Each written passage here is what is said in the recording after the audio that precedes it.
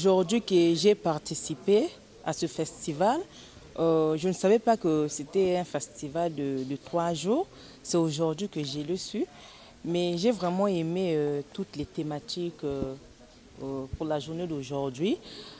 Déjà, quand on a parlé des facteurs, des différents facteurs de développement d'un pays, j'ai aimé parce qu'on a énuméré la justice sociale, on a énuméré la liberté d'entreprendre une activité commerciale.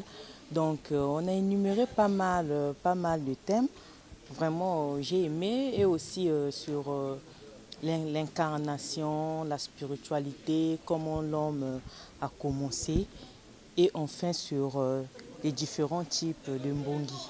Nous avons tenu beaucoup de conférences sur des thèmes aussi divers que variés, comme la spiritualité, la danse, la musique et le traitement psychique, etc., la culture, le panafricanisme.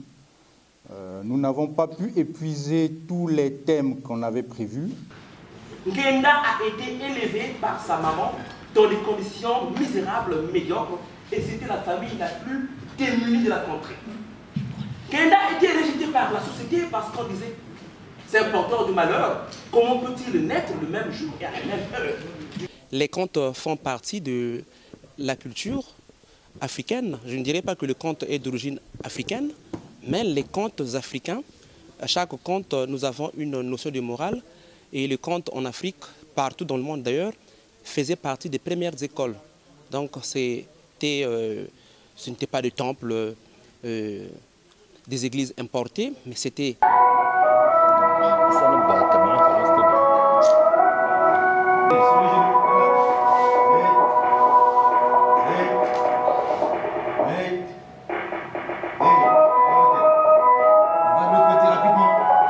Notamment, nous parlons déjà du Vai, qui est un sport qu'on appelle un sport de maintien du corps, qu'on appelle l'homme.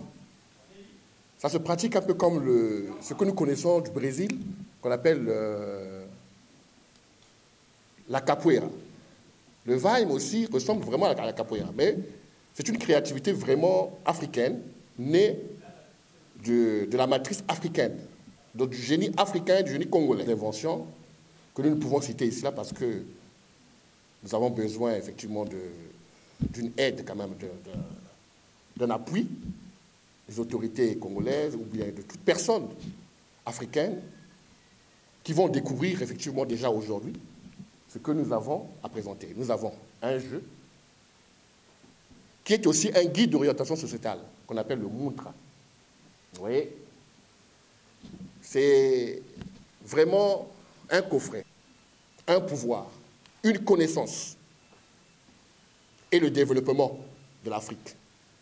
En lui-même, on trouve plusieurs valeurs édictées pour un développement, pour le développement inclusif et général d'un peuple. C'est une bonne initiative, bien que le début est toujours difficile.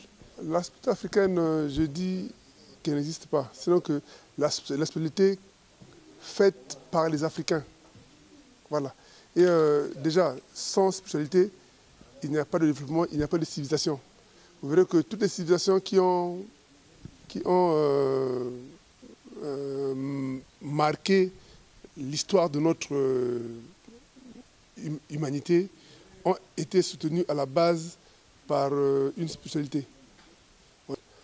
À ne pas confondre avec les religions. Parce que, bon, on pense que la spiritualité, c'est la religion. Non, non, non. La spiritualité, à la base, c'est vraiment autre chose. Et la religion, c'en est aussi autre chose.